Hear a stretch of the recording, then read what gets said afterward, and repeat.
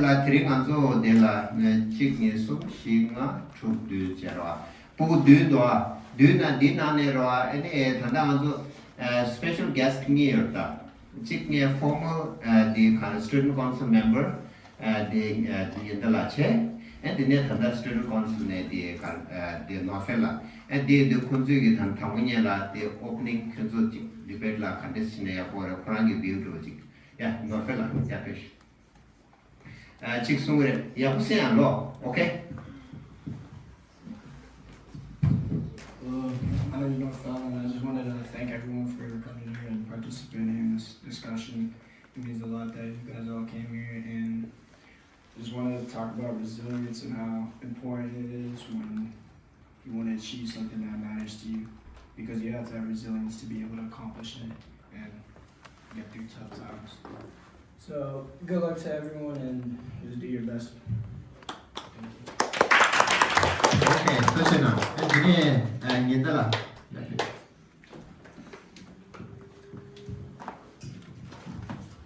Yeah, I think it's a great event to have, discussing like, the concrete definitions of stuff like resilience, compassion, empathy, and I think you guys are really talented. It's good you're able to have these discussions, and yeah, I hope you guys do great.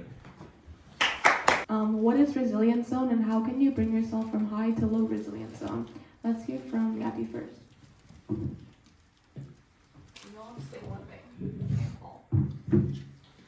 I think resilience zone is your high zone na yun konupis or low zone na yun simba or resilience yun strategy picture down to okay zone na siya.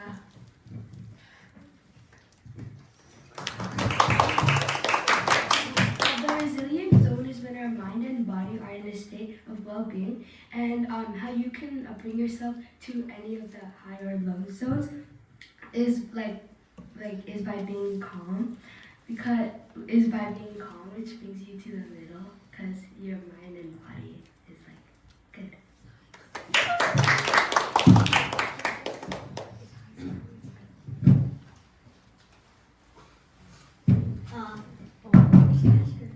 What's the question again? What is resilience zone and how can you bring yourself from high to low resilience zone?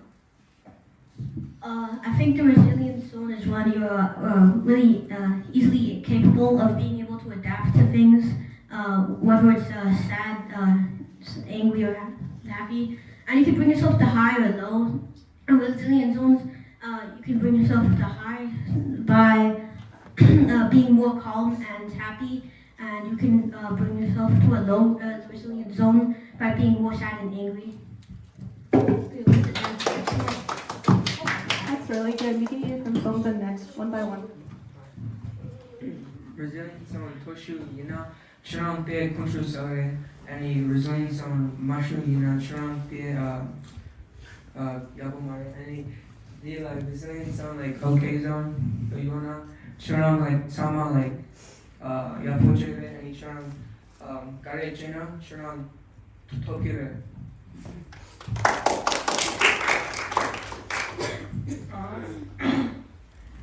Resilience zone kare lamakiran simple calm re insurang choices yabos there kira sama tampure kasana high resilience zone ina room namdu kamsu kira samsam kupa dochire ni low resilience zone la ina insurang hoya simple pejo ni anyamdo choice yabos tu mare ini resilience zone lebih gom jap ni Turanga music journey resilience zone there.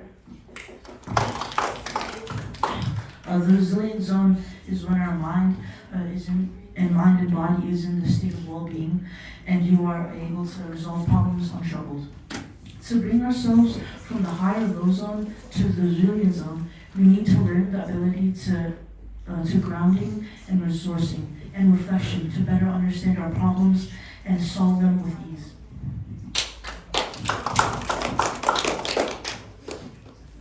Resilience is when you bounce back, when you're hard and low, maybe you're angry and sad, and high means you're Yeah. Okay, that's great. We can move on to the next question. 노출 샘솔슨 강래 펜순 대화 강예. What is the difference between sensation and feeling, and how can you relate both of them?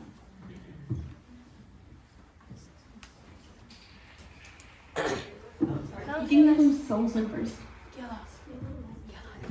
Could you repeat the last bit of the question, please?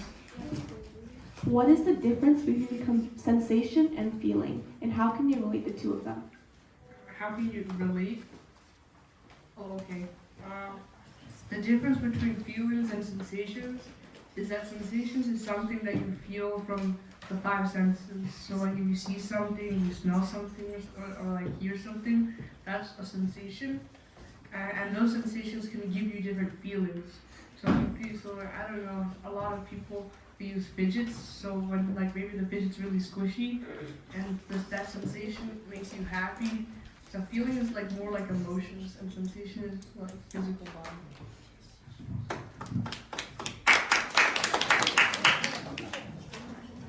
When you feel something, it's like a physical thing, and like sensations itself, it's like something you do that like makes your like mind and body like feel like interconnected, and it kind of like makes you just feel good. A sensation is your physical experience with your senses, and feelings are the perception of your sensations, most times involving emotions on the exterior.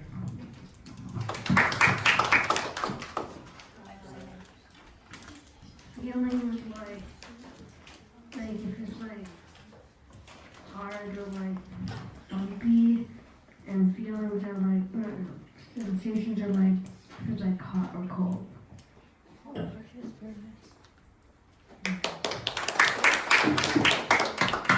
Okay, that's great. We can hear from Yati next. Who wants to go first?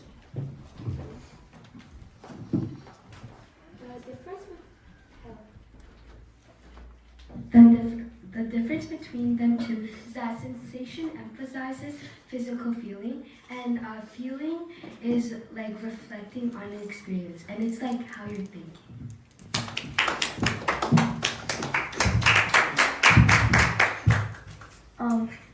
I think sensations are different because sensations are like if something's rough or something's soft or something's squishy or something's wet, that's a sensation.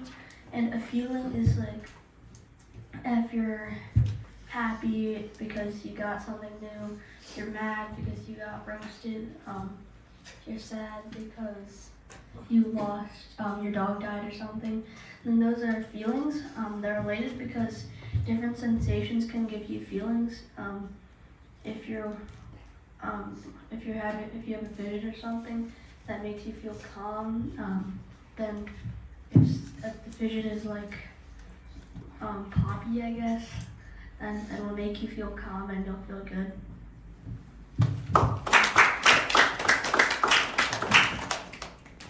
Which feeling did you mean? Did you mean touching something and feeling it, or do you mean like emotions? Just sensations and feeling. Like, what's the difference, or what's similar between them? Feeling is emotion. Okay. So the difference is that a sensation is an influence about something. Like if somebody's staring at you, you could probably think that they think you look ugly or something. That's a sensation. You sense that something's happening. And a feeling is like if you're mad, angry, or sad. It's obviously bad because you. Of course, you guys are laughing.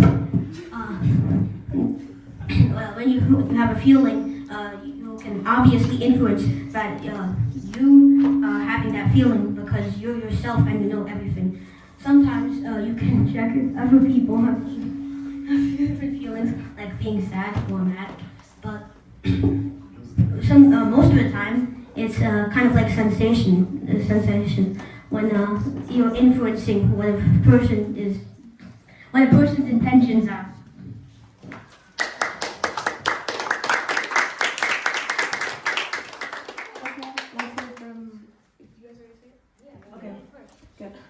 Okay, let's move on to the next question. That's going to be the third question.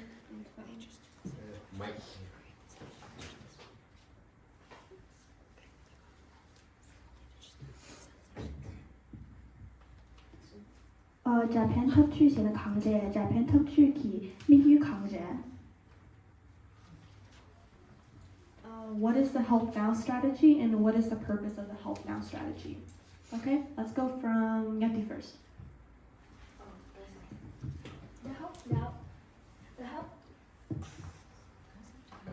The help now strategy is a quick mindfulness exercise used to help individuals regain emotional stability during times of distress. Already.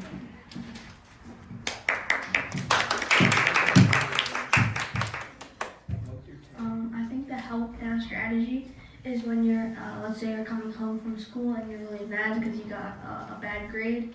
The help now strategy is something to calm you down quickly and like not takes over time, like a lot of practice.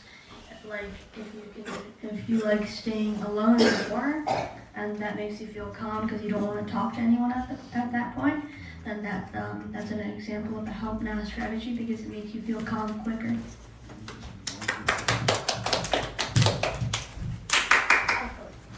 I think the help now strategy is an easy way to get a mentally challenged person to a high zone again, like being happy or anything like that. Okay, that's great. Songsun, what about you? Oh, it's a long song. Oh my gosh. The help now strategy is used to build resilience. It regulates the nervous system and brings you back to a state of well-being.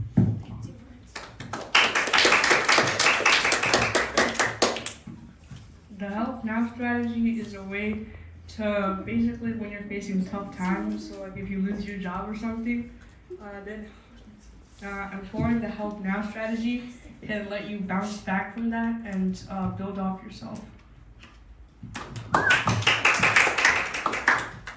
I think the help now strategy is like a quick way to like calm yourself and put yourself into the okay zone, and using it kind of like relieves stress and like the help now strategy is like pretty effective.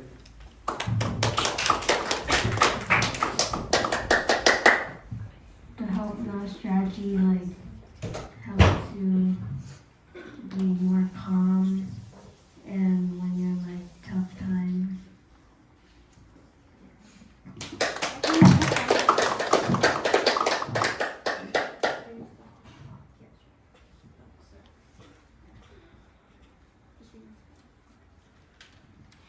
시초 랑连堂突间电锯线的抗战，西措朗连堂突间电锯底贴吧抗战。So what is grounding and what is reinforcement meditation and what's the difference between those two? Let's hear from Songza first.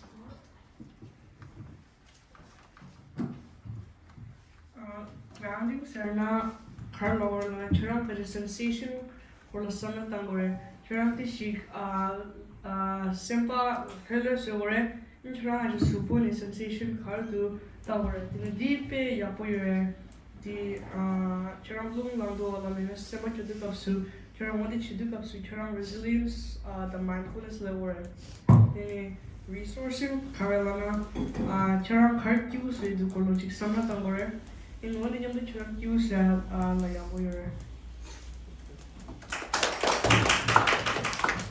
Grounding and resourcing are both meditations used to calm the body. Grounding is when you feel the ground beneath you and your environment around you so you can become aware of like what's around you. Resourcing is when you think about a person, place, or thing to make you like happy.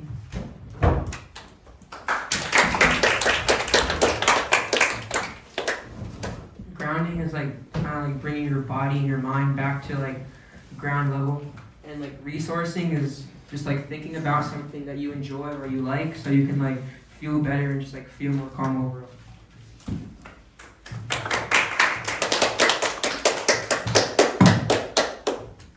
Grounding is like when you feel like the stuff around you, like rough or like bumpy. Resourcing is when you like bring your time, when you like felt good, that helps your mind. Yati? Last I'm not resourcing lama chirang ga jigare kido jigare Q on the summer down in a high zone and a low zone down Q the summer down and a teddy bear and a carrion red. Yapuji summer down and one day Yapus okay zone or shire. And grounding her around you environment car summer down rumble the chew coil and I wanted some summer down and then lower catching resourcing logic yapojix okay so you gadget the summer down grounding lana change aware of the surroundings.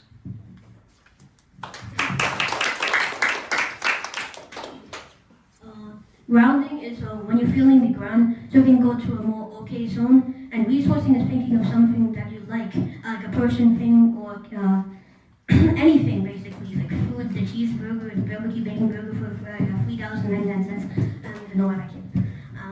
And to make you go to a calmer zone. The difference is that one is physically touching something to feel better, and you're getting.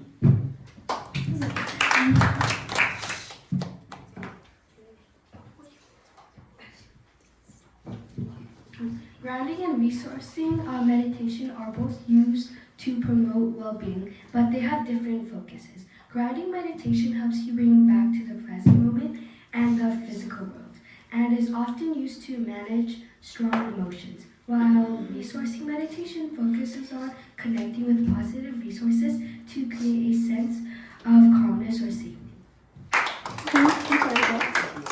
Do you guys think that grounding can have benefits for yourself? Grounding definitely has benefits for you because it makes you more aware of your surroundings and you might be calmed by the birds, like if birds are chirping around you in the wind, and like that might calm you down and make you feel calm and like not mad or sad or something. What about you, Songsun? Do you guys think grounding can help you or benefits you? Grounding definitely benefits you because you can go from it's like a help now strategy. You can go from the high or low zone immediately to the resilience zone. And sometimes it works better for some people because they're more in touch with their surroundings, but anybody can learn to do it well and make themselves happy. 拖開頭媽開圖語全部點了，所以推湯來偏於抗語，用這種。Do you think it's healthy for our body to be stuck in the high or low zone? Why or why not? Let's go from Yaki first. I don't think it's healthy for that, healthy to do that because if you're really mad like all the time, you're always mad, you're not happy, like you're never happy, you're always like yelling at people. That's not good for like other people's health as well as yours because it hurts your health. And it makes you feel bad, you'll feel sad after that, and then like you'll have mental health issues such as depression, and you may even commit suicide. And if you're in the low zone too much, then that means you'll be really sad all the time. You won't want to talk to other people. You won't socialize. Even though like we're interdependent, we need to socialize and we need each other. You're gonna stop relying on other people because you don't like any other people because you're just sad all the time.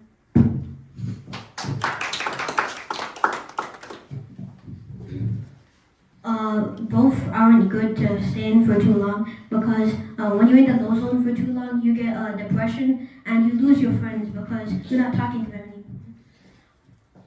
This is a joke. Are you sure? Oh, are you sure, man? Are you sure? That dude was scary. Let's go on, move on. Let's start with them. When you're in the low zone for too long, you probably commit suicide or get depressed because you're too... The heck?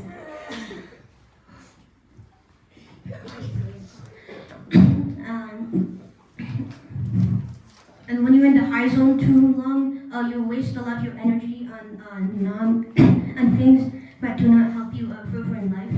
And other people won't like you at all, so you just get the same effects, which are depression and suicide.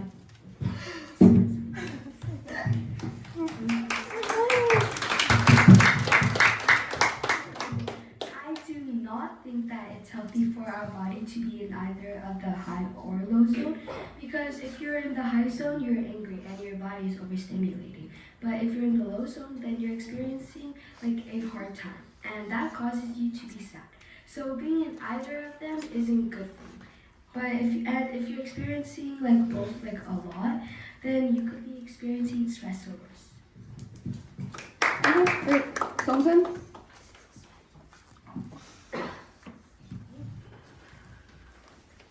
Both are bad because if you stay in the high zone for too long, it's bad for your health. Cause like you can get blood pressure, and then like you have to take pills. And for low zone, it's bad because you stay sad and you have no friends.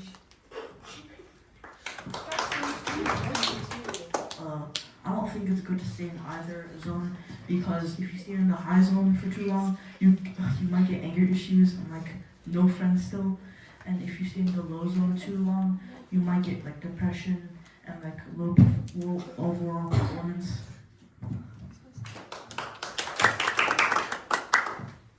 I would say that being in both of them can definitely detriment your health, because if you're in the high zone for too long, you're probably going to do some really, really dumb things, like get in a fight, or I don't know, just basically you'll do really bad things and eventually you'll have no friends. And if you're in the low zone, you'll be really sad and no one really wants to be friends with someone who's just like depressed. And then that leads to more depression, and then basically you're just going to be really sad. So that's why it's really bad for you.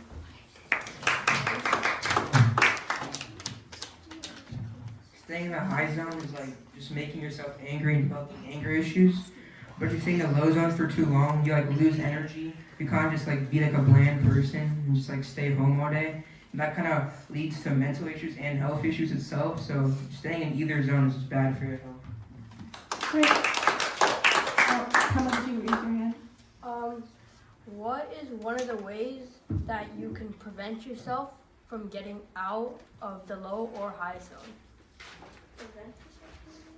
I don't think you want to prevent yourself from getting out of the high or low zone, but like if you really wanted to prevent yourself from leaving those places, then I would suggest like doing a lot of screen time, not sleeping well, and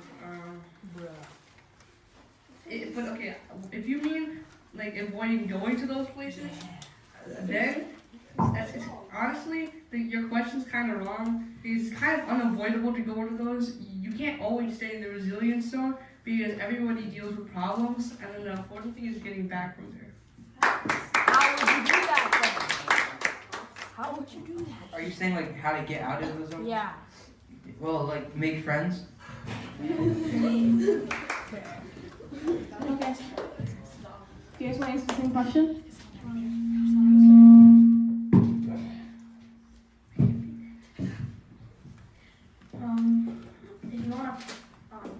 If you wanna like prevent yourself from going in the higher low zones, I think you should try and like practicing like the health down strategies, grounding and resourcing, and those types of meditation, because they make you feel calm and they make you go to the resilience zone.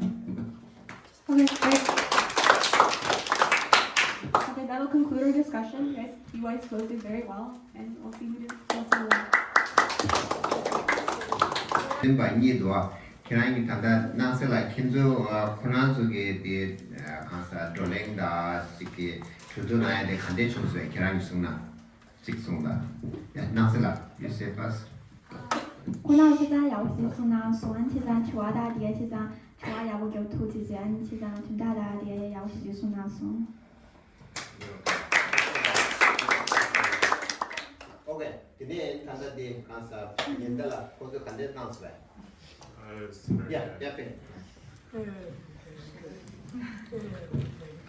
and teacher not like yeah That was very good. You guys articulated your thoughts very well. You communicated it very efficiently, and it was very understandable. Yeah.